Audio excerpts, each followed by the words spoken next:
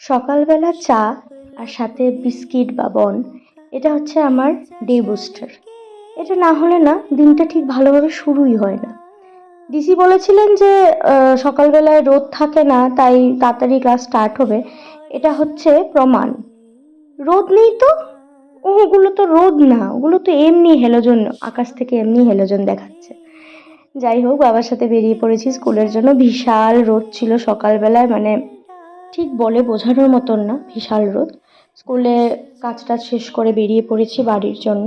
আজ পুরো দুটোতেই বেরিয়েছি, তখনও খুব রোদ ছিল, গা পুরো জ্বলছিল রোদে। আম, যখন অটোতে উঠলাম, আজ আর সিদ্ধার্থর সাথে যাইনি, ওর একটু কাজ ছিল, আমি অটো দিয়ে বাড়ি গিয়েছি। গিয়ে দেখলাম মা লাঞ্চ করছে। আমি আজকে একটু তাড়াতাড়ি বাড়ি এসেছি বলে মা তখনটায় লাঞ্চ করছিল। আর এই যে আমি এইভাবেই আমি স্কুল থেকে ফিরি বাড়িতে, পুরো মুখ টুক থেকে একটু সময় রেস্ট নিয়ে তারপর বেরিয়ে পড়েছি টিউশনের জন্য, পড়াতে যাচ্ছিলাম। গলিতে বেরোবার পর খুব একটা আরামের হাওয়া দিচ্ছিল, ভালো লাগছিল বেশ। তারপর আমার গলির শেষ মাথায় এরকম একটা গাছ ছিল, ওই গাছটা মানে এখনো আছে, খুব ভালো লাগে আমার। এই জায়গাটা আমার খুব পছন্দের জায়গা আমার গলির। যাই হোক, যাওয়ার পথে দেখা হলো শুভাশিসের সাথে, ওর সাথে একটু সময় আড্ডা দিলাম, দিয়ে তারপর চলে গেলাম টিউশনে। বাচ্চাটাকে পড়ালাম। আসার সময় আমার খুব খিদে একটু পাচ্ছিল, তো ভাবলাম যে বাড়ি যাওয়ার আগে একটু এই দোকানটা সবাই হয়তো চেনো, অজয়দার দোকান, এখানে আমি ললিপপ খেতে খুব পছন্দ করি, ভীষণ স্বাদ ললিপপটা, সবাই টেস্ট করতে পারো।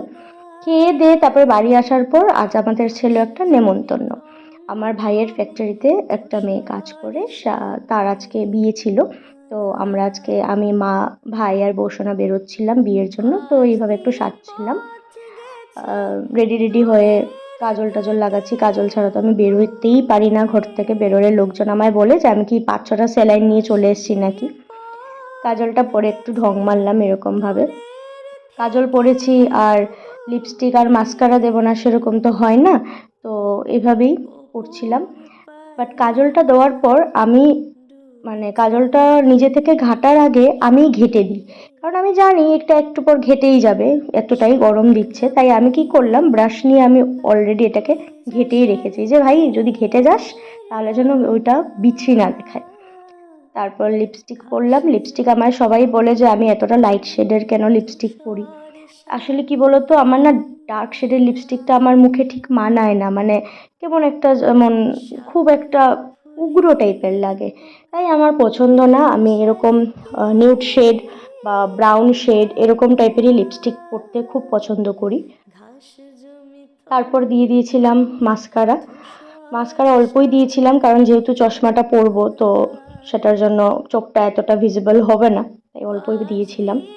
ভাই আমাকে কিছুদিন আগে একটা কানের দুল দিয়েছিল, সেটা আর পরা হয়নি, ভাবলাম আজ এটা পরে যাই। তো কানের দুলটা পরেছিলাম, ভীষণ সুন্দর, ভাই প্যান্টালুন্স থেকে কিনে দিয়েছিল। এটা পরার সুযোগ করে উঠতে পারিনি, কারণ এতই ব্যস্ততার মধ্যে চলছে। তো আজকে ভাবলাম যে এই ড্রেসটার সাথে হয়তো এই গোল্ডেনটা একটু ভালো যাবে, তো সেটা পরে নিয়েছি। পরে নেওয়ার পর ভীষণ গরম হচ্ছে, কন্টিনিউ ঘামছিলাম, তাও কোনোভাবে রেডি হচ্ছি।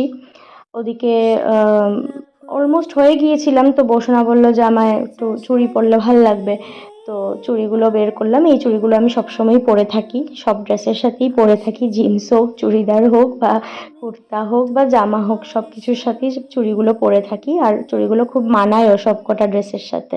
ব্যাস, আমি রেডি হয়ে গেলাম এইভাবে চুড়িদারটা পরে। এই চুড়িদারটা হয়তো অনেকেই অনেকবার আমার প্রোফাইলে দেখেছো বা ইনস্টাগ্রামেও দেখেছো। এটা আমি পরতে খুব পছন্দ করি, কারণ এটার যে ফিটিংসটা আর গলার যে কাটিংটা আমার খুব পছন্দ, মানে এটা আমাকে বেশ মানায়, আর কালারটাও আমার ভালো লাগে।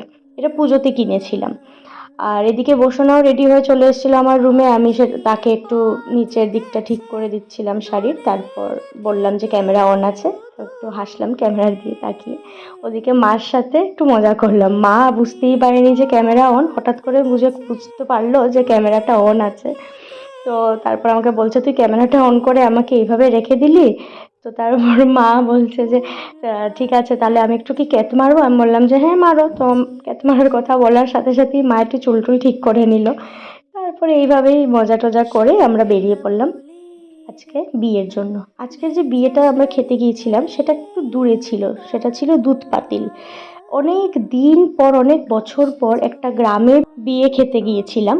খুব ভালো লেগেছে। মানে গ্রামের এমবিয়েন্সটা না, বিয়ে বাড়ির এমবিয়েন্সটা খুব আলাদা হয়। আমাদের এই টাউনের মতন ব্যাপারগুলো ঠিক থাকে না। এইভাবে একটু স্লোপিং এরিয়া ছিল।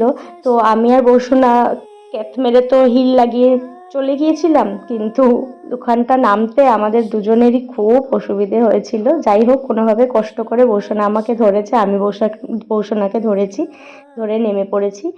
নামার পর এখানে আমরা ঢুকছিলাম, তখন দেখলাম বিয়েটা অলমোস্ট শেষ হয়ে গেছে, আমাদের পৌঁছাতে পৌঁছাতে অনেকটাই লেট হয়ে গেছে। এই যে মিষ্টি মেয়ে, ওর বিয়ে ছিল আজকে, ওর বিয়েতে গিয়েছিলাম। যাওয়ার পর মা ওখানে আশীর্বাদ করলো, ধান দুব্বা দিয়ে আশীর্বাদ করলো। করার পর অনেক গরম ছিল, ওরও খুব গরম হচ্ছিল, আর লোকজনের গ্যাদারিংয়েও মানে গরমটা আরও বেড়ে যায়। তারপর নর্মাল গিফট দেওয়া হলো। দেওয়ার পর এখানে সবাই বসেছিল, সবার সাথে একটু গল্প টল্প করলাম, আড্ডা মারলাম। মারার পর তারপর চলে গেলাম সরাসরি খেতে। গ্রামের খাওয়া না খুব টেস্টি হয়, খুব অন্যরকম হয়। একটা গ্রামের গন্ধ থাকে সেই খাওয়াতে। ভালোভাবে খেলাম, খুব ভালো খেলাম। খেয়ে দিয়ে আবার একটু এই চারিপাশটা দেখছিলাম, খুব সুন্দর ছিল চারিপাশটা, খুব গ্রিন ছিল চারিদিকটা।